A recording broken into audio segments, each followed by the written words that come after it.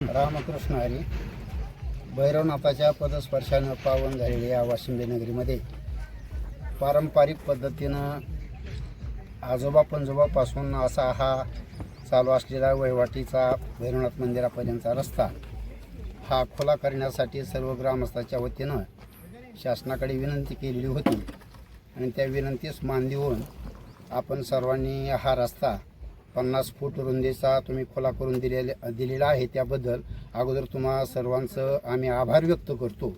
आणि हा पारंपरिक असा हा रस्ता आमचा हा भैरवनाथ महाराजांचा यात्रेचा उत्सव अति मोठ्या प्रमाणामध्ये असतो. आसपासच्या या करमाळा तालुक्यामध्ये आमची यात्रा म्हणजे एक मोठं उत्सव असतो. परंपरेनं आमच्या मुली बाहेरगावच्या सर्व असा जवळजवळ 10-20 हजाराचा असा माप असतो आणि एक 8-10 दिवस पाडव्यापासून चैत्र प्रतिपदेपासून पाडव्यापासून हा चैत्र पौर्णिमेपर्यंत हा उत्सव आमच्या गावामध्ये चालत असतो.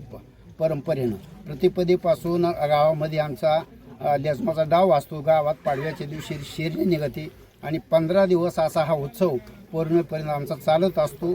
आणि प्रत्येक गावातील प्रत्येक घरातील उंबऱ्या गणी प्रत्येक गावातील व्यक्ती हा भैरवनाथ मंदिरामध्ये गावापासून दंडवत या रस्त्यानं चालू असतात आणि त्यामुळं हा रस्ता होणं हा अतिशय महत्त्वाचं होतं. आमची अस्मिता होती ही आणि त्यासाठी तुम्ही सर्वांनी आम्हाला सहकार्य केलं त्याबद्दल गावकऱ्यांच्या वतीनं तुमचा आभार व्यक्त करतो. कारण का आमचा हा रस्ता जर देवाचा अडवला तर आम्ही काहीच करू शकत नाही. सर्व गावांचं हे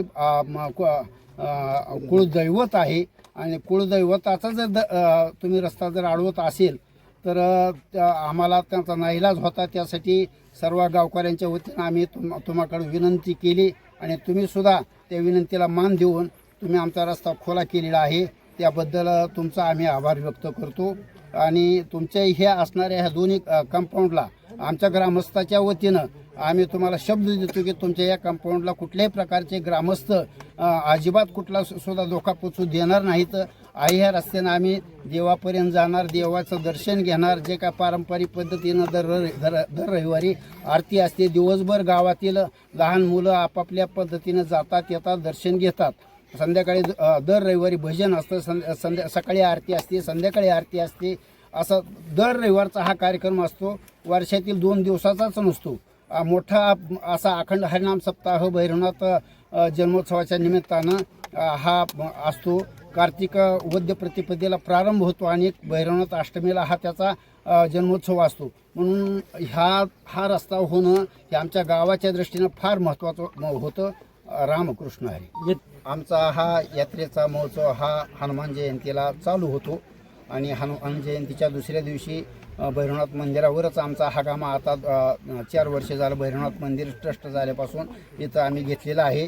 आणि त्यामुळं हा रस्ता आम्हाला होण्यासाठी गणेश भाऊ यांनी जिल्हा परिषद सदस्य नवीन त्यांनी फार मोठं सहकार्य केले आहे. त्याबद्दल आमच्या ग्रामस्थाच्या वतीनं त्यांचा आम्ही आभार व्यक्त करतो. आज वाशिंबे या ठिकाणी भैरवनाथ मंदिर जो भैरवनाथ मंदिराचा पारंपरिक रस्ता होता तो रस्ता सौर ऊर्जा प्रकल्पामुळे बंद होणार होता. मग तो बंद न होता ते वहिवाट आमची चालू राहावी यासाठी आम्ही गणेश भाऊ चिवटे यांच्याकडे मागणी केली. काल पालकमंत्री यांची वेळ घेऊन पालकमंत्र्यांना हे निवेदन दिलं आणि आज शासनाने आम्हाला तो रस्ता देण्यास परमिशन दिलेली आहे. जे शेतकऱ्यांना मोफत वीज मिळावी यासाठी सरकारने हा प्रोजेक्ट राबवला आहे. तर त्या प्रोजेक्टला आमचा कुठलाही विरोध नाही. फक्त आमचा रस्त्याचा किंवा देवाचा हा जो अस्मितेचा प्रश्न होता तो सुटावा एवढीच आमची मागणी होती. आज तो प्रश्न मार्गी लागला त्याबद्दल सर्वांचे आभार मानतो. आज सगळ्या वाशिंब्याच्या अस्मितेचा विषय म्हणजे मंदिराचा जाणारा रस्ता म्हणजे विकासासाठी थांबवला जात होता. पण पालकमंत्र्यांनी असेल जबाबदारीने सांगून विकास झालाच पाहिजे पण मंदिराला आडवा आलं नाही पाहिजे. लोकांची कामं पण महत्त्वाची त्या पद्धतीने देव म्हणजे धार्मिक विषय बी महत्त्वाचा आहे. महाराज लोकांनी सगळ्यांनी सांगितल्यामुळं पालकमंत्र्यांनी विनंती करून त्या कंपनीला सांगितलं शेतकऱ्यांचा विषय आपला महत्त्वाचा आहे पण पर्यायी मार्ग काढा.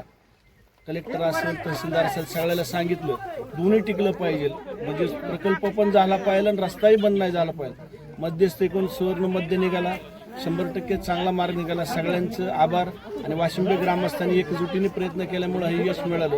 100% सगळ्यांचं. पालकमंत्र्यांनी काय याच्याविषयी काय बोलले होते? नाही काहीच नाही. विकास झाला पाहिजे आणि मंदिराची अडचण झाली नाही पाहिजे. पर्याय काढा आणि विकासाला बी आडवा आला नाही पाहिजे. मंदिर आपण श्रद्धास्थान आहे गावाचं. म्हणजे ज्या विषयात धार्मिक विषयात आपण कमी पडलो नाही पाहिजे हा सगळा भारतीय जनता पार्टीचा अजेंडा आहे. त्यामुळे त्यांनी जाणीवपूर्वक ठेवला की मंदिराची अडचण नाही झाली.